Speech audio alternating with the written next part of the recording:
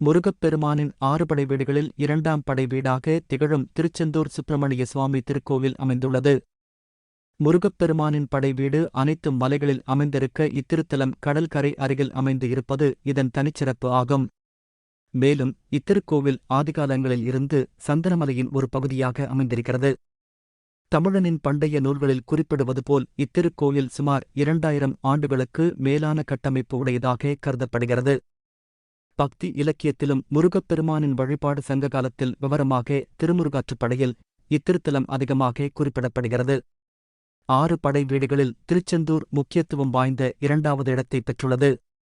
இந்த கோவிலில் கடலோரத்தில் அமைந்திருக்கும் அதே சமயம் முருகப்பெருமானின் மற்ற கோவில்கள் மலை உச்சிகளைப் போன்ற உயரமான இடங்களில் அமைந்துள்ளன. பாண்டியரும் சேரரும் அவரது ஆட்சியாளர்களும் பக்தி கொண்டவர்களும் இத்திருக்கோவிலை மேம்படுத்தினர். மகராஜா மார்த்தாண்டவர்மா 4 நூற்றாண்டுகளுக்கு முன்பு முதலாக ஒவ்வொரு நாள் காலையிலும் உதயமார்த்தாண்ட கட்டளையை வழங்கினார். மற்றவர்கள் அன்றைய 9 கால ஆராதனைகளை பின்பற்றினர். காலப்போக்கில் கடல் மற்றும் அதன் உப்பு நிறைந்த காற்றின் விளைவாக அசல் கட்டுமானத்தில் முதலில் பயன்படுத்தப்பட்ட தாழ்வான மணல் கற்கள் சரியத் தொடங்கியது. அப்போது ஒரு உன்னத சாதுமான சுவாமி கற்கள் சிதைந்த நிலையில் இருப்பதைக் கண்டார். அவர் உடனடியாக புனரமைப்பு மேற்கொண்டார். மேலும் மூவர் காசி சுவாமிகள், ஆறுமுக சுவாமிகள், தேசிகமூர்த்தி சுவாமிகள் அவரை பின்தொடர்ந்தனர். 72 ஆண்டுகள் திருப்பணி தொடர்ந்து 3 பிரகாரங்களைக் கொண்ட வெள்ளை மணல் கல் கட்டமைப்பின் ஒவ்வொரு பகுதியும் அகற்றி அழியாத கருங்கற்களால் புதிதாக மீண்டும் கட்டப்பட்டது. திருப்பணியின் போது சாதுக்கள் வறுமையில் வாடிய போதிலும் கூட எல்லா நேரங்களிலும் நிலைத்து நிற்கும் முருகன் கோவிலை கட்டினர். மேலும் அனைத்து சன்னதிகளும் புதிதாக கட்டப்பட்டது.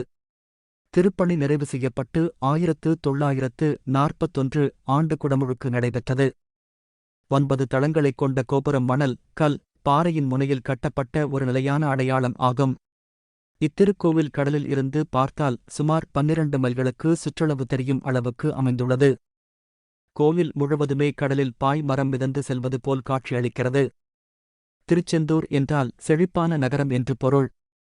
தமிழ் இலக்கியங்களில் திருச்சிரளைவாய் செந்தில் மாநகரம் மற்றும் திருச்செந்தூர் என்றும், சமஸ்கிருத நூல்களில் ஜெயந்திபுரம் மற்றும் சிந்துபுரம் என்றும், பிற்கால பாண்டியர்கள் கல்வெட்டுகளில் திருபுவன மகாதேவி சதுர்த்தேவி மங்கலம் என்றும், திருப்புகழில் திருச்செந்தூர் என்றும் பல்வேறு பெயர்களில் அறியப்படுகிறது. நக்கீரரால் இயற்றப்பெற்ற திருமுருகாற்றுப்படையில் திருச்செந்தூர் 2வது தலமாக அமையப் பெற்றுள்ளது. அருணகிரிநாதர் திருப்புகழ் பாடல்களில் திருச்செந்தூரை போற்றி புகழ்ந்துள்ளார். அருணகிரிநாதர் முருகனின் அருளைப் பெற்றவர் ஆவார். அவருடைய பாடல்களை அவர் முருகன் மீது கொண்டுள்ள பற்றுதலை வெளிப்படுத்துகிறது.